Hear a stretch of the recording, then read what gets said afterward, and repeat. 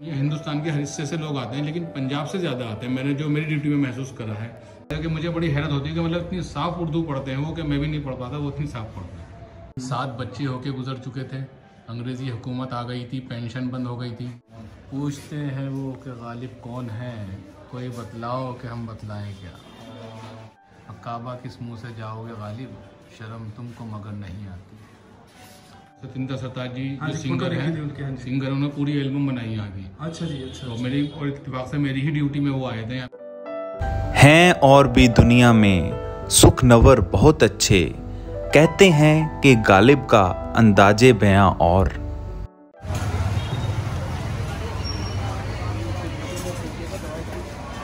ये जो हवेली लिखी है सर, हवेली निजामुद्दीन हैदर है इधर। सॉरी, पहले से जी गेट रहेगा, हवेली नहीं है, फ्लैट। अच्छा, ठीक है, चलो। ये अगली गली है? हाँ, इसके साथ वाली पहली गली है भाई, एक तो पतली है, अगली गली। ठीक है जी, ठीक है, शुक्रिया।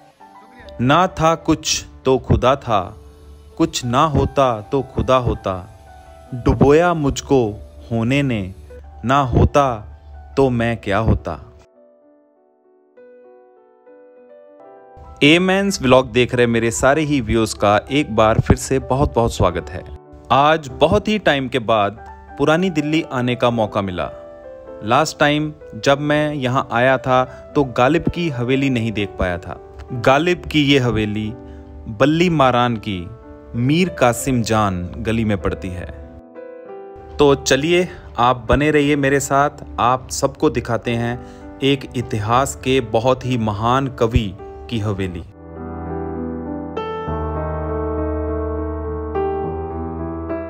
ये हकीम जी की हवेली हुआ करती थी, हकीम जी ने गालिब साहब को रहने के लिए दी थी। तो ये हम जहाँ पे खड़े हैं ये दिल्ली 6 है। ये कौन सी जगह है दिल्ली 6 की? ये दिल्ली 6 की बल्ली मारान एरिया है। यहाँ पे गालिब ने अपना आखिरी वक्त गुजारा, आखिरी 9 साल यहीं गुजारे। 1860 से लेके 1869 तक गालिब यहीं रहे, यहीं उनकी डेथ हुई और निजामुद्दीन में उनका मज़ार बना। लेकिन उसके बाद 47 में सब ये ख़त्म हो गया था। यहाँ पे सब कारखाने खुल गए थे, लकड़ी की टाल थी, कोयले का काम होता था। ठीक है। उसके बाद जब 1988 में गुलजार साहब का सीरियल आया, मिर्ज़ा गालिब नसीरुद्दीन शाह वाला, उसके बाद फिर गुलजार साहब ने कोशिश करके 1996 में उसको खाली कराया। तो ये सिर्फ 2 हिस्से खाली हुए। 2 हिस्सों का मतलब है सिर्फ हवेली का सिर्फ 25% है ये, क्योंकि जिस टाइम गालिब रहते थे उस टाइम ये बहुत बड़ी हवेली हुआ करती थी। अभी सिर्फ 2 हिस्से हैं जो लोगों के देखने के लिए गवर्नमेंट ने रिजर्व करे हैं।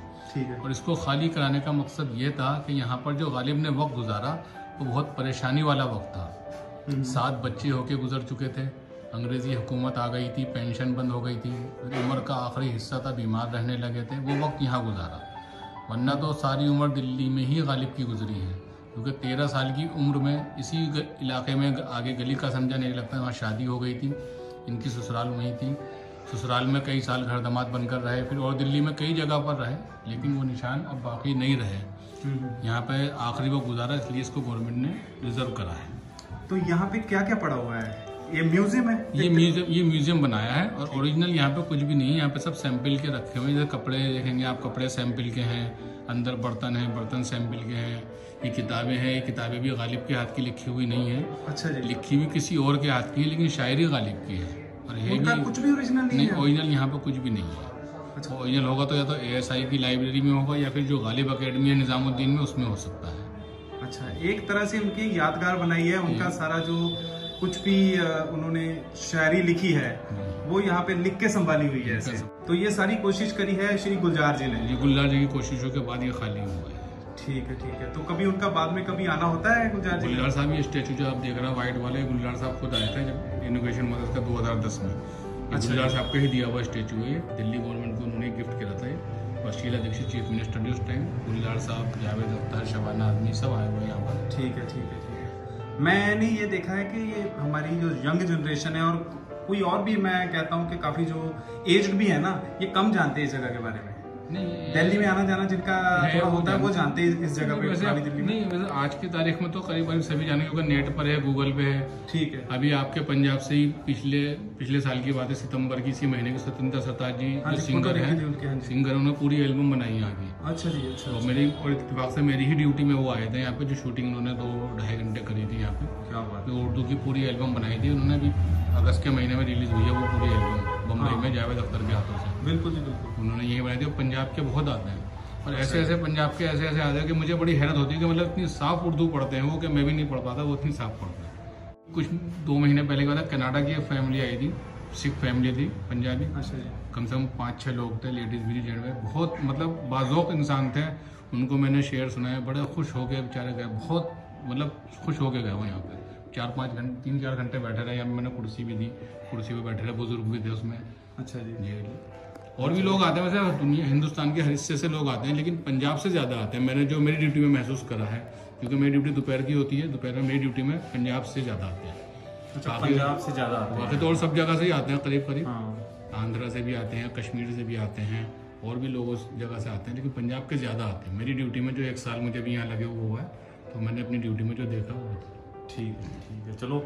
और कोई इस जगह की खास बात, इस पुरानी जो यहाँ पे बल्ली मारन गली है, बल्ली मारन बोलते हैं, बल्ली मारन, इस जगह की कुछ और खासियत जो आप बताना चाहेंगे? नहीं, और कुछ नहीं बता सकता, क्योंकि काफी सारे पुराने मतलब के पुराने जमाने की यहाँ पे बिल्डिंग्स थी, अब सब टूट टाट के नई बिल्डिंगें बन गई हैं, बिल्डर बना दिया। अच्छा, चलो ठीक है जी, शुक्रिया बहुत बहुत आपका। पूछते हैं वो कि गालिब कौन है, कोई बतलाओ कि हम बतलाएं क्या। और कोई उम्मीद बढ़ नहीं आती, कोई सूरत नज़र नहीं आती। मौत का एक दिन मायून है, नींद क्यों रात भर नहीं आती। आगे आती थी हाले दिल पर हंसी, अब किसी बात पर नहीं आती। हम वहाँ हैं जहाँ से हमको भी कुछ हमारी खबर नहीं आती।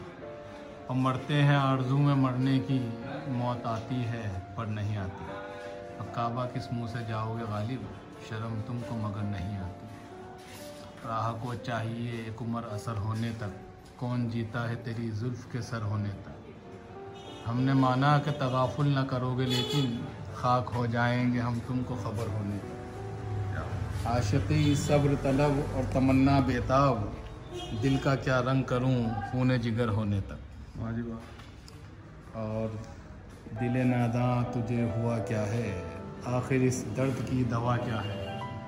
हमें मुश्ताक और वो बेजार, या इलाही ये माजरा क्या है। हमको उनसे वफ़ा की है उम्मीद, जो नहीं जानते वफ़ा क्या है। अब मैं भी मुंह में ज़बान रखता हूँ, काश पूछो कि मुद्दा क्या है। क्या बात, बहुत गहरी बातें हैं जी, ये हम जो नहीं समझ सकते, हम ऊपर के मायने समझते हैं, ऊपर क्या है, अंदर क्या गहराई है वो नहीं समझ सकते। और एक यहाँ पे माहौल ही ऐसा है, मिर्जा गालिब की ये जो म्यूज़ियम बना हुआ है यहाँ पे, और एक आप यहाँ पे रहते भी हो, थोड़ा अंदर चीज़ें रम गई हुई हैं, घुस गई हुई हैं आपके अंदर, और आप फीलिंग भी देते हो ऐसी। बहुत बढ़िया जी, शुक्रिया जी आपका बहुत बहुत। तो ये वाले कारखाने थे जो यहाँ पे चल रहे थे, हैं? ठीक है जी, 1995। तो आपको कैसा लगा ये व्लॉग, मेरे को ज़रूर कमेंट्स में बताइएगा।